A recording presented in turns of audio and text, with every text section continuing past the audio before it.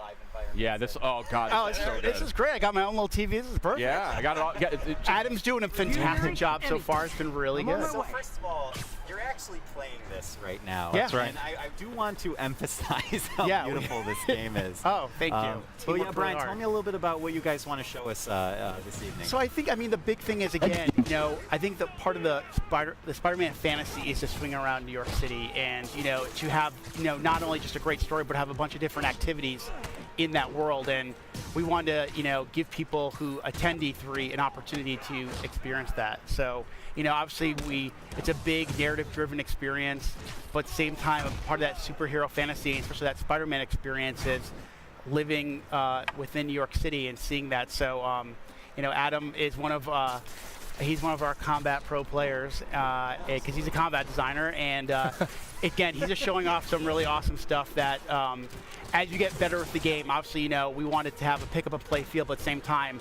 have a level of mastery and to really show off the improvisation that we've really been talking about a lot since we announced the game. I'm digging this, like sticking dudes to walls and to the floor and stuff. That looks really, really satisfying. I mean, I think the thing that's been really fun in these last, you know, I would say last 6 months since we got back from the holiday break was every week I feel like I'll take the game home or I'll be playing one night and then I'll come in and say, wow, guys, I didn't know you could do that. So I think there's a lot of that, there's that sandbox nature to it as well. So, I mean, obviously you can, you know, we're going to teach you mechanics, but we want you to experiment with, you know, his acrobatics, his webs, his gadgets, his suit powers. So combining all that stuff really allows for a lot of different gameplay and a lot of, you know, Spider-Man's a very expressive character, and we want players to be able to express that, whether it's in traversal or in combat.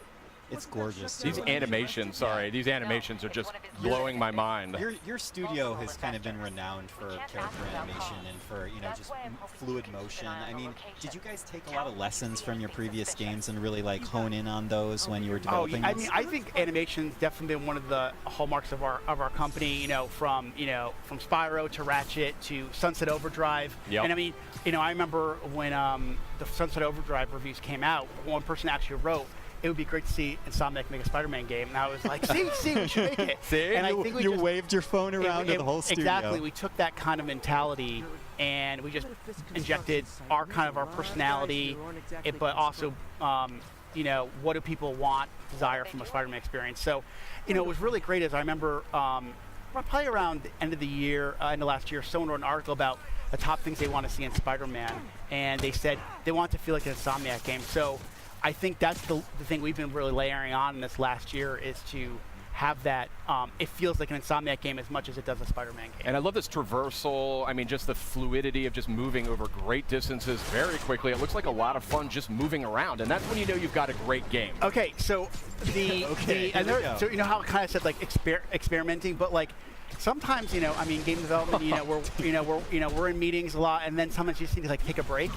And what I used to find myself doing was just swinging around New York City. It was almost like therapeutic. It's just kind of like when I play other games, I just walking or running or even taking a car. It feels so more natural now just to swing around like Spider-Man. So it's definitely one of those things that has that, again, just like combat, that pick and play feel, but we want players to have a level of mastery as they play and get What better. was that? Hold on a second. That's very interesting what you're saying there. So like I said, so Adam showed off, I think he showed off the tripwire. It's basically a gadget that you can either attach to a piece of geometry and the enemies walk by, they'll get like grabbed and sucked back.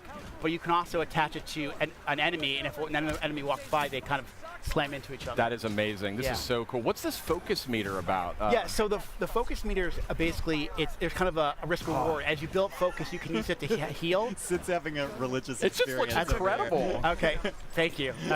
The team works really, really hard on it, really, really hard. Clearly. And the idea is the focus is kind of a way to, it's a risk reward. Like I said, you can either heal yourself or you can kind of, if you fill up the bar a certain way, you can actually pull off a finishing move. So, you know, as you play the game, you can kind of say, well, do I want to maybe heal myself real quick, or do I want to wait for that really extravagant move to kind of take the guy out instantly? Got it. Brian, a question for you is, obviously Spidey has, with his experience being under the mask for so many years now, in 8 your years. story, 8 years, Thank you. You got to be precise. I got it. One of the first questions I get is like, is it an origin story? I'm like, no. That was like after we decided that the webs were definitely attached to the buildings, we decided it's not going to be an origin story. But you know, back to the combat. I mean, Spidey's experience. He has access to a lot of different techniques and technologies. How do you balance out his experience with the fact that you don't want to overwhelm a player with options, right? You want to make it approachable. You know, I really that comes down to our combat team, our traversal team, like and this guy our right designers, here. like Adam, and really going, okay,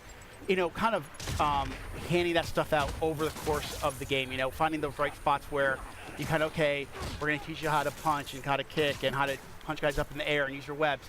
But then we layer on things like gadgets and then the suits and the suit powers. And it's kind of giving over time. If we just, you know, one thing with something like E3, you know, we want you to feel great, right? But there's a lot to learn really quickly. So you know, normal course development, we kind of find those spots in the game where it makes most sense to teach those mechanics. And then as the game goes on, we want you to master those because the game's only going to get harder.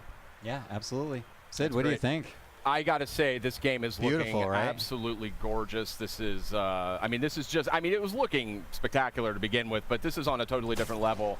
And I can just see that so much. I can see that polish, though. That's the thing, and that's what comes out in that final few months of development. Yeah, I mean, if you guys watched the press conference, right? Sure. You saw all those games, those first-party games, and they all have a level of polish. And to be in a press conference with the likes of a Naughty Dog, a Sucker Punch, Kojima Productions,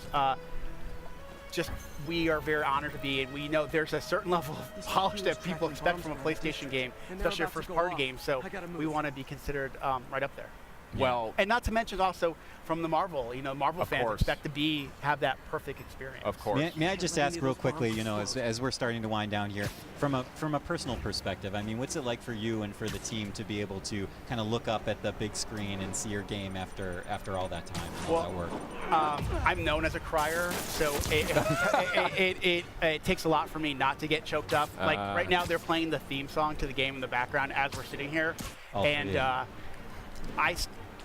I mean, this is an amazing industry, and to be part of it is one thing, but to work on something you truly love and something that when you were a little kid thinking, oh my God, could I ever work on a Spider-Man game, let alone be in video games, is just absolutely surreal. I use that word a lot when I describe working on this game, and to work with a group like Sony and work with Marvel, and that feeling is felt by so many Insomniacs. So we couldn't be prouder, and the support we've gotten across the board, not only from Sony, Marvel, but also the fans, has been spectacular. Nice work with Brian, the bombs, but it just looks incredible. I mean, there's no other word for it. And You're flabbergasted. I really am. It's stunning. I mean, just look at that. How can you not be blown away by that? But we do have a limited amount of time here. Brian, you're an industry veteran. You've been in the industry for a long time. I know this is a lifelong dream for you working on this game. And I want to thank you and Insomniac for making it. Thank you for having us. And for coming by as well. Spider-Man was so awesome that it broke my mic, and I have to use the stick mic now. I was gonna ask. I thought you just